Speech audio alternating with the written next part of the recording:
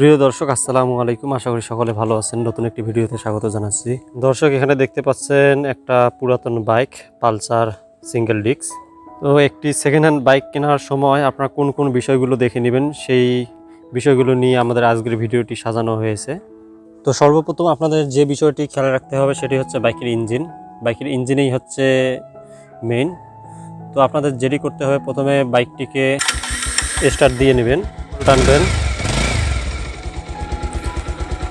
Throttle টানার সময় খেয়াল রাখবেন যে বাইকটির সাইলেন্সার দিয়ে সাদা ধোঁয়া বের হয় কিনা। যদি সাদা ধোঁয়া বের হয় তাহলে বুঝুন যে বাইকটির ইঞ্জিনের সমস্যা আছে।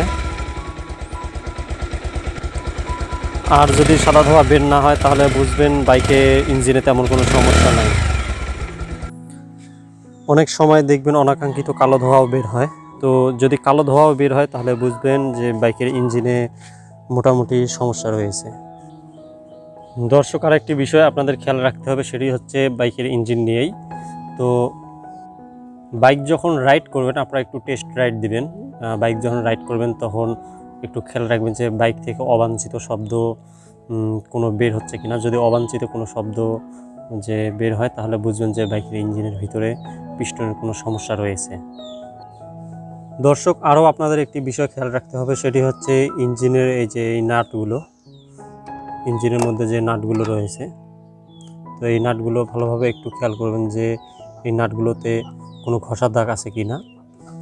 যদি ঘষা দাগ থাকে তাহলে আপনারা বুঝবেন যে এর বাইকের ইঞ্জিনটা খোলা হয়েছে। সাধারণত বাইকের ইঞ্জিন খুললে এই নাটগুলোতে ঘষা দাগ পড়ে থাকে।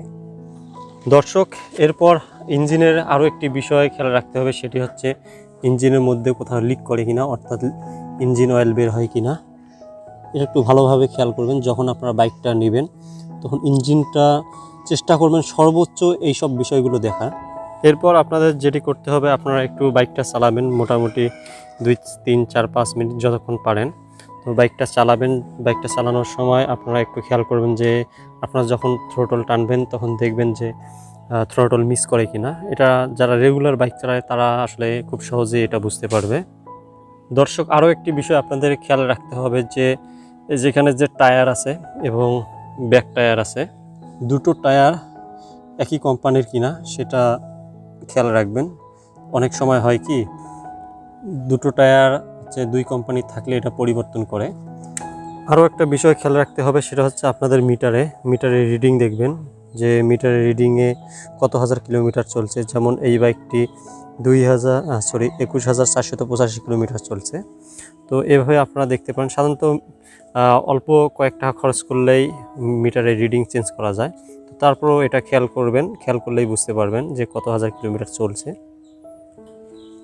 তারপর আপনারা যে বাইকটি নেবেন সেই বাইকের ট্যাঙ্ক প্যাডে কোথাও স্ক্র্যাচ পড়ছে কিনা, কোথাও মার খেয়েছে কিনা, ওভারঅল সবগুলো বিষয় আপনাদের দেখতে হবে। বিশেষ করে এই টাঙ্কিতে ট্যাপ পড়ে।